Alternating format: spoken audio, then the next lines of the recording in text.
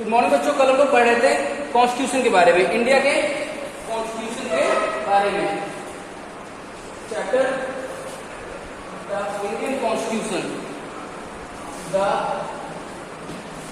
Indian constitution मतलब भारत का संविधान। पर उन्होंने बेसिक चीजें पढ़ी थी, संविधान में होता क्या है, किस लिए बनाया जाता है,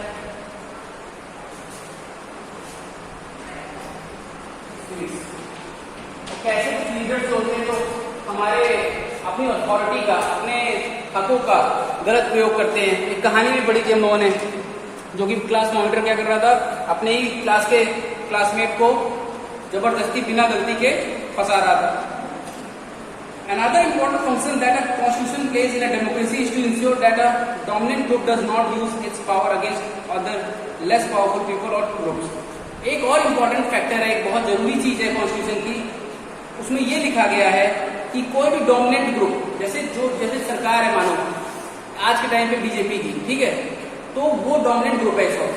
तो वो जो कम डोमिनेंट ग्रुप है, जैसे बाकी जो भी पार्टीज है कांग्रेस वगैरह, तो उन पर कोई भी बात को थोप नहीं सकती। या फिर कोई कम्युनिटी है, जैसे हम लोग इंडिया में रहते हैं, तो हम लोग इंडिया में हिंदू ज्यादा है, बाकी मुस्लिम सिख ये लोग कम है, तो ऐसा नहीं कि सारी चीजें हिंदुओं के हिसाब से हों, उनको भी बराबर हक है। आप एक डेमोक्रेटिक देश में रह रहे हैं, तो आप सबको, चाहे आप किसी भी धर्म से, किसी भी लिंग से, किसी भी जात से बिलोंग करते हो, फर्क नहीं पड़ता। तो ये चीज लिखा है कॉन्स्टिट्यूशन में, कोई जो डोमिनेंट ग्रुप है, जो ताकतवर ग्रुप है, वो कमजोरों के साथ उनके हकों का हनन नहीं कर सकता है। The story board below demonstrate one such situation in the classroom. फिर से क्लासरूम की स्टोरी है, ध्यान से सुनिएगा। The game period is about to begin. Game का पीरियड शुरू ही होने वाला था कि बच्चे कहते हैं, लड़कियां कहती हैं क्लास की, let's play basketball today for a change. लड़कियां क्या खेलना चाहती हैं? बास्केटबॉल। लड़के कहते हैं no we will play cricket. लड़के कहते हैं हम क्रिकेट खेलेंगे। We always have to do what boy wants because they are in the majority. लड़कियां कहती हैं हम लोग को हमेशा वही काम करना पड़ता है जो लड़के चाहते हैं, क्योंकि लड़के ज्यादा हैं मेजॉरिटी में। Man should think of another way to make decision so that our wish are also heard. तो उन्होंने कहा कि लड़कियों ने कहा कि हमें मैम से बात करनी पड़ेगी इस तरह से कि हमारी बातों को भी माना जाए, सुना जाए। Teacher decide to settle the problem with a show of hands. Obviously there are more boys in the class. लोग टीचर ने कहा कि क्या बोलते हैं, हाथ भाव, जो बच्चे ज्यादा होंगे वही खेला जाएगा। लड़के ज्यादा थे, लड़कों ने हाथ उठा लिया, क्रिकेट खेला गया। तो हुआ क्या, यहाँ पे लड़कियों के हक का हनन हो गया। तो हमने इस स्टोरी में क्या सीखा कि क्या हुआ कि जो डोमिनेंट ग्रुप था, लड़के स्कूल में ज्यादा थे, क्लास में लड़के ज्यादा थे, तो उनकी बात मानी जा रही थी। उन्होंने कहा वोट कर लो, तो भी लड़के ज्यादा थे, लड़के 20 हैं, लड़कियां 10 हैं, हाथ 10-20 ज्यादा हो गए, 10 लड़कियां वाली हार गई बेचारे। Such unhealthy situation can occur in democratic society too. कह रहे ये हमारे देश में, हमारी डेमोक्रेटिक सोसाइटी में भी हो सकता है। Where a majority can continuously impose decision that exclude minorities and go against their interest. जहां मेजोरिटी, जैसे मेजोरिटी क्या है, हिंदूज हैं, तो वो लोग लगातार चाहें तो अपने डिसीजन को थोप सकते हैं, और चाहें तो सरकार केवल हिंदुओं के हिसाब से काम करे, क्योंकि ज्यादा कौन है, हिंदू हैं। या ज्यादा किसी कम्युनिटी में चले जाओ, किसी छोटे से गांव में चले जाओ, किसी पर्टिकुलर कास्ट के लोग,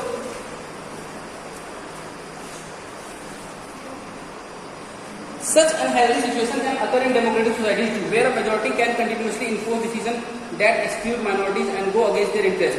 कह रहे इस तरह की अनहेल्दी सिचुएशन हमारे समाज में भी हो सकती है, और मेजॉरिटी अपने जो भी विचार है, जो भी सोच है, उसको माइनॉरिटीज पे थोप सकती है।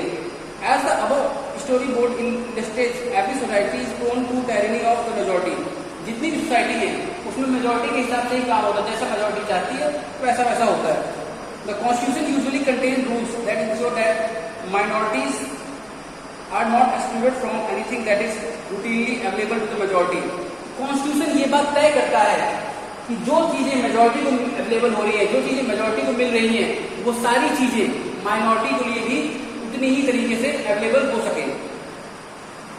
Another reason why we have a constitution is precisely to prevent this tyranny or domination by the majority of a minority.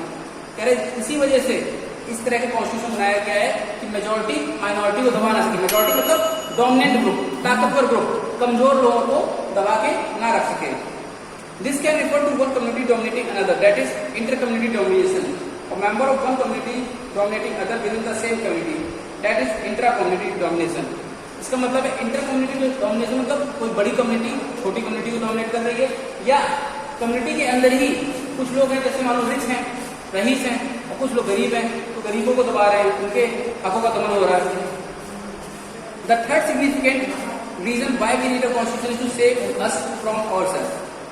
This may sound strange, but what is meant by this is what we might at times feel strongly about an issue that might go against our larger interest, and constitution helps us guard against this। कह रहे तीसरा सबसे significant reason ये, important reason ये है कि जो constitution संविधान है हमें बचाता है किससे? अपने आप से। सुनने में अजीब लग रहा होगा पर इसकी सिचुएशन सुनो। Sabnam is in a fix, she has a decision to make। I have 2 chapters left to revise for tomorrow test। एक लड़की है सबनम, वो कह रही है मेरे पास 2 चैप्टर बचे हैं तो कल रिवीजन करने के लिए, बट इस time for my favourite TV programme, पर मैं अभी क्या करूंगी? टीवी देखूंगी। I am dying to watch it, मैं मरी जा रही हूँ देखने के लिए, मतलब इतना ज्यादा पसंद है उसे देखने। But if I do that I will not have time to finish my revision. पर अगर मैंने ये काम नहीं किया और अगर मैंने टीवी देखना शुरू कर दिया तो मैं अपना काम नहीं कर पाऊंगी टाइम पे। Shabnam, why are you looking so worried, क्योंकि परेशान क्यों हो? I want to watch this TV program but I have a test tomorrow। मुझे टीवी देखनी है क्योंकि मेरा कल टेस्ट है। If you all watch TV, I will also want to watch। अगर तुम सब लोग देखोगे, लोग घर वालों से कह रही है तुम सब लोग टीवी देखोगे, ये सिचुएशन होती है घर में, तुम सब लोग टीवी देखोगे तो मैं भी टीवी देखने का मन करेगा। I have an idea, what if no one watch TV tonight? क्यों ना हम कोई ना देखें TV? Then I may not be tempted। हो सकता है मुझे लालच ना आए देखने का। It's good thing I did not watch TV। There are so many questions from the last 2 chapters। अब वो अगले दिन पेपर देने गई, उसने टीवी नहीं देखी थी, तो क्या हुआ?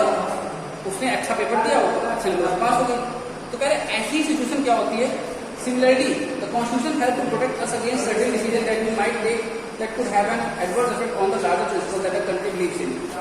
इसी तरह कॉन्स्टिट्यूशन में कुछ चीजें ऐसी होती हैं कि भाई हम तो बिलीव करते हैं ये काम करें, पर हमारा देश के लिए वो सही नहीं होता है। जैसे घर वाले टीवी देखना चाहते थे, लेकिन घर वालों को पता था कि हमारी बिटिया के लिए टीवी देखना सही नहीं, क्योंकि कल उसका टेस्ट है, कल वो फेल हो सकती है। तो घर वालों ने क्या किया? घर वालों ने भी टीवी नहीं देखी। उसी तरह हमारा समाज होता है, सोसाइटी होती है। कोई काम हमें अच्छा लगता है पर हम इसलिए नहीं करते हैं क्योंकि वो सोसाइटी के हिसाब से, समाज के हिसाब से सही नहीं है। For example, it is possible that many people who live in democracy might come to strong feel that party politics has become so acrimonious that we need a strong dictator to set this right। हो सकता है कि हमारे समाज में कई लोग ऐसा मानते हो कि जो पार्टी सिस्टम है, ये जो चुनाव होते हैं हर 5 साल में, इसके बजाय क्या होना चाहिए? डिक्टेटरशिप होना चाहिए। मतलब राजा आ जाए, एक राजा हो, वो राज करे हमारे देश पे। कुछ लोग ऐसा मानते होंगे। A good constitution does not allow these whims to change its basic structure। पर एक अच्छा संविधान यही कहता है कि जो बेसिक कैरेक्टर है हमारे देश का, वो चेंज नहीं होगा। जहां लोकतंत्र चल रहा है वहां लोकतंत्र ही चलेगा, मतलब लोगों द्वारा ही सरकार चुनी जाएगी। It does not allow for the easy overthrow of provisions that guarantee right of citizens and protect their freedom। हम ऐसी चीजों को नहीं ला सकते जिससे कि हमारे राइट ऑफ सिटीजन, मतलब हमारे हक और हमारी आजादी को असर हो। सीधी सी बात, जब एक इंसान शासन करेगा तो अपने हिसाब से मन चलाएगा, जो उसको सही लगेगा, उसे डर भी नहीं होगा तो हटेगा। From the above discussion, you will understand that the constitution plays a very important role in democratic society। अभी तक जितना भी उन्होंने पढ़ा उसमें ये समझ आया कि कैसे कॉन्स्टिट्यूशन हमारी डेमोक्रेटिक सोसाइटी में कितना अहम रोल निभा रहा है। ठीक है, अब आते हैं द इंडियन कॉन्स्टिट्यूशन की features. By the beginning of the 20th century, यानी 20वीं शताब्दी की शुरुआत से, the Indian national movement had been active in the struggle for independence from British rule for several decades। जो भारतीय नेशनल मूवमेंट था उसमें मतलब हम लोग कई सालों से ब्रिटिश रूल के खिलाफ आजादी की लड़ाई लड़ रहे थे। During the freedom struggle, the nationalist had devoted a great deal of time to imagine and planning what a free India would be like. हालांकि उस वक्त हम लोग आजादी के खिलाफ आजादी के लिए लड़ रहे थे, तो साथ में जो हमारे देश के बुद्धिजीवी थे, जो भी पढ़े लिखे लोग थे, वो लगातार क्या सोच रहे थे कि जब हमारा देश आजाद हो जाएगा तो वो कैसा होगा, उसमें कैसे रूल्स होंगे, कैसे लॉ होंगे। Under the British they had been forced to obey rules that they had very little role in making. जब ब्रिटिशर्स थे हमारे देश में तो क्या होता था, हम इंडियंस को हक नहीं था कोई भी रूल बनाने का, कोई भी काम करने का। The long experience of authoritarian rule under the colonial state convinced India that free India should be a democracy in which everyone should be treated equally and be allowed to participate in government. जब इतने दिनों तक हम लोग उस शासन में रहे, ब्रिटिश शासन में रहे, तो लोगों ने सोचा कि जब हम आजाद हो जाएंगे तो जितने भी लोग होंगे हमारे देश में सबको इक्वली ट्रीट किया जाएगा, सबको बराबरी का हक मिलेगा। What remained to be done then was to work out the way in which a democratic government would set up in India and the rules that would determine its functioning.